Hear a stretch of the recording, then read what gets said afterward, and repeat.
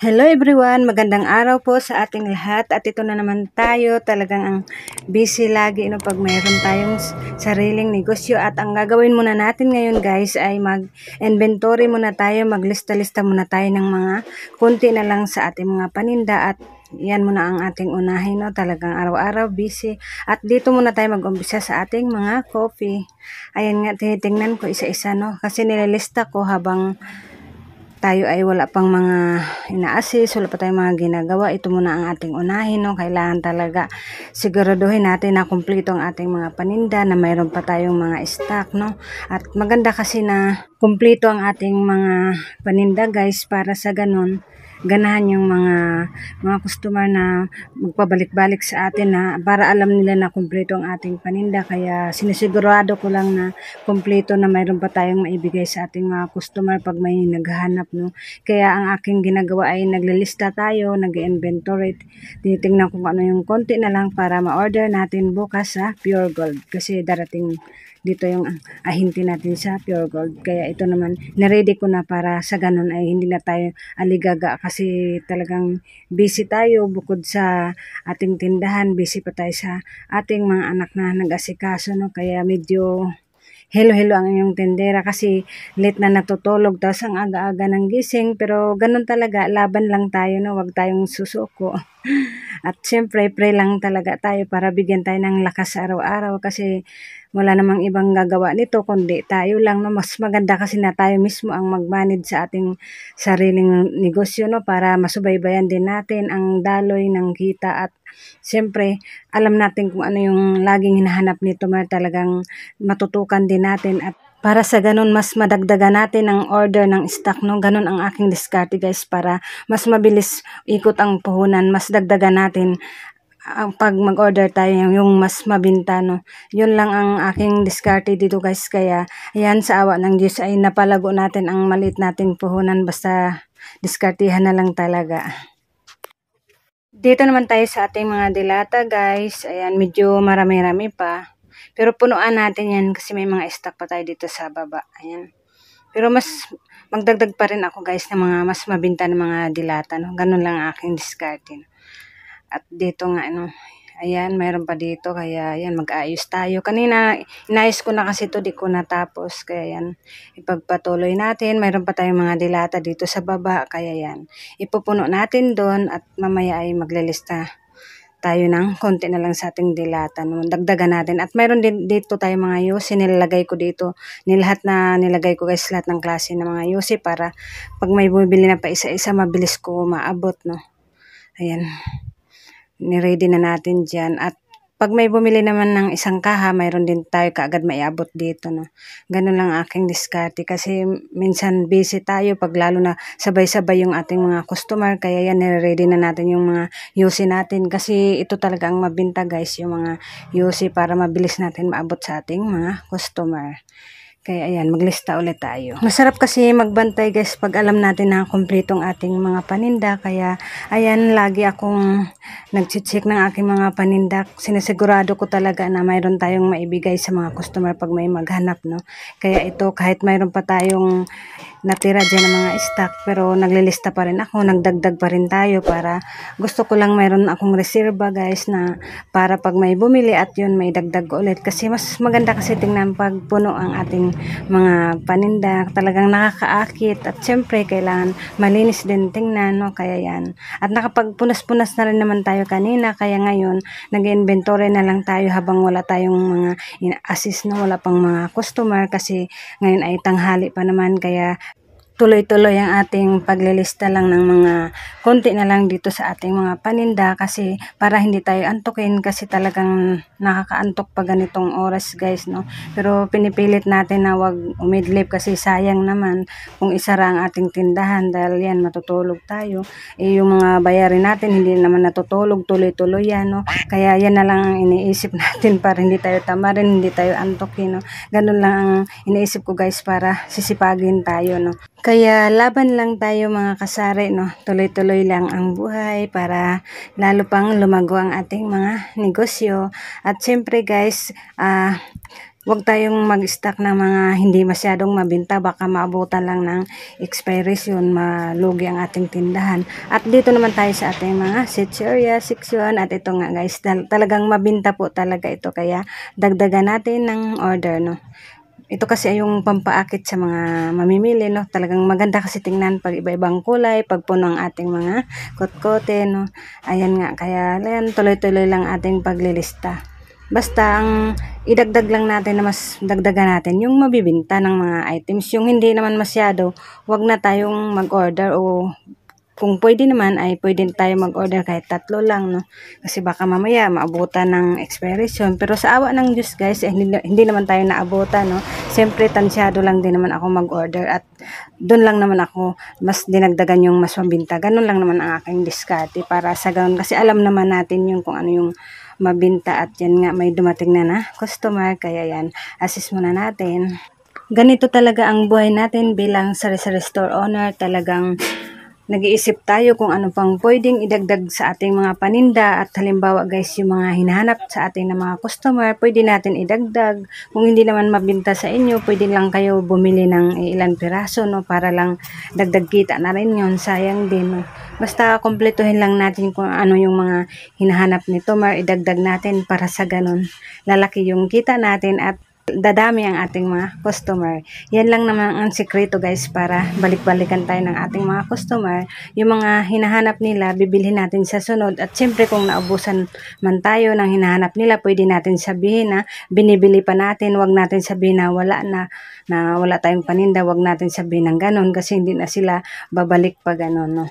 Kaya yan, basta bibilhin lang natin kung ano yung dagdag na hinahanap nito, idagdag lang natin sa ating mga paninda, para lalong lalaki ang ating tindahan, lalong dadami ang ating mga paninda. Ganun lang ang ating gagawin, no? At ito, tuloy-tuloy lang ang paglilista natin. Medyo madami-dami, di tayo mapakali. Tapos na tayo mag-inventory guys, kaya ang next naman na gagawin natin ay ayusin naman natin ang ating mga paninda, kasi di ko pa natapos. May mga nakakalat pa, no? Kaya ito, tapos na tayo maglista. Ito, nakaready na yung ating orderin sa Pure Gold. Kabilaan to guys, no? Medyo marami-rami ang ating orderin kasi nagdagdag tayo ng mas mabinta. Yan talaga ang ating buhay, may tindahan. Mag-ayos lang tayo ng ating mga paninda kasi hindi ko natapos kanina guys. Dito muna tayo mag-umpisa sa ating mga dilata, para maganda kasi tingnan pag punong-puno, talagang nakakaakit, no? Maganda tingnan sa mata ng mamimili. Kahit hindi naman punong-puno, basta makikita lang nila na kumpleto yung mga hinahanap nila nandiyan, no? Talagang yan, gaganahan sila at babalik-balik sila sa inyong tindahan pag nakikita nila na mayroon kang tinda na hinahanap nila lagi. Kaya kung ganun guys, talagang balik-balikan ang inyong tindahan at dadami ang inyong mga suki pag ganun ang ginagawa nyo sa inyong tindahan. Kaya yan lang guys, no? Sinishare ko lang yung mga diskarte ko, para lalo na dun sa mga baguhan pa lang mag sari-sari store, no? Para magka-idea, ganun lang ang aking ginagawa, para sa ganun balik-balikan tayo ng ating mga customer at lalaki pa ang ating benta sa araw-araw. Kaya naman lahat ng oras sa atin ay mahalaga. Talagang pag may pupuntahan tayo, mamadalian lang kasi iniisip natin yung ating tindahan. Siyempre may hinahabol tayo na quota sa isang araw. Kailangan makalagpas pa tayo sa ating quota kasi may mga hinahabol tayo na mga may binabayaran tayo, kailangan ma-reach natin yon, or times 2 pa ang ating binta sa isang araw para mabayaran natin lahat, kasi mayroon tayong tinatabi, di ba, araw-araw. O sino relate dyan? Ganun lang aking diskarte guys, no? At syempre mayroon din tayong pinapangarap na bibilhin, kaya yan, sinasahuran natin ang ating sarili. Yun lang guys, no? At syempre pag di tayo makakota, wala tayong sahod, ganun lang, kasi napunta lang dun sa mga bayarin araw-araw, sa mga delivery, kung ano-ano pa, sa grocery na darating, yun, mga napunta lang doon yung ating binta. Kaya mas okay kung mas maganda kung mas malaki pa ang ating binta, para sa ganun may masahod tayo sa ating sarili. Pero masaya na rin naman ako guys kahit hindi ako nakasahod, kasi minsan di tayo nakakota.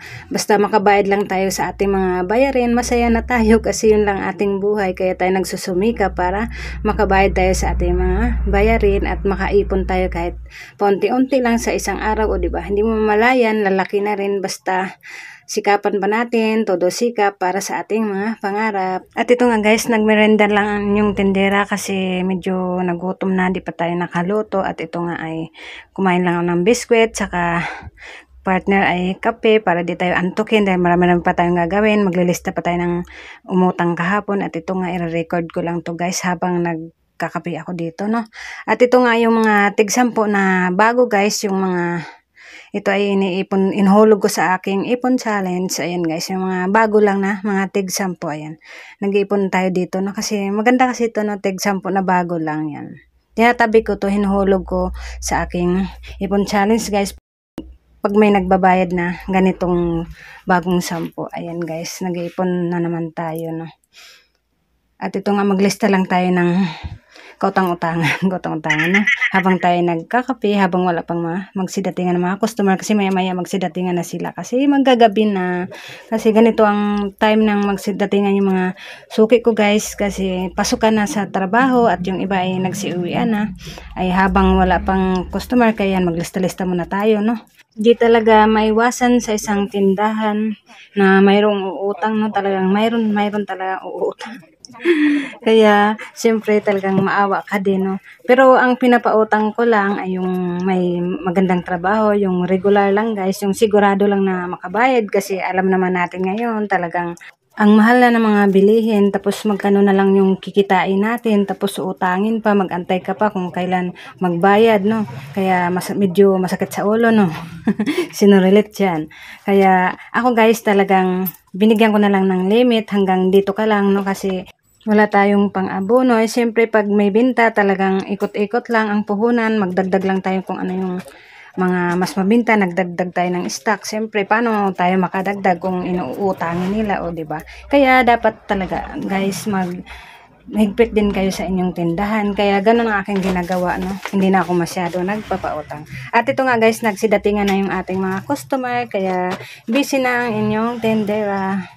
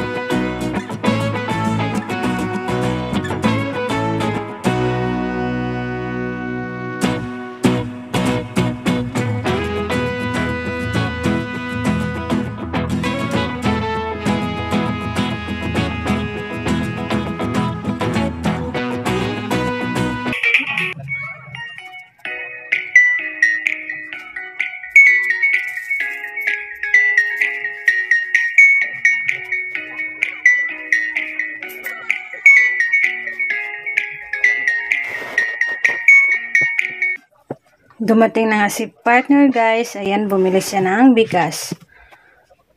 Ayan, kasi mabenta pa rin ang bigas kahit ang mahal. Tingnan natin kung magkano na ang kilo ngayon. At ayan nga, nagpabili tayo ng bigas, no? Kasi konti na lang natira dito sa ating tindahan. Siyempre, huwag tayo magpapaubos sa ganito, no? Talagang mabenta tong bigas kahit mahal. Marami pa rin naghanap kasi malayo kasi dito yung palengke sa amin. Siyempre, kumpletuhin na natin. At mag-display na tayo dito.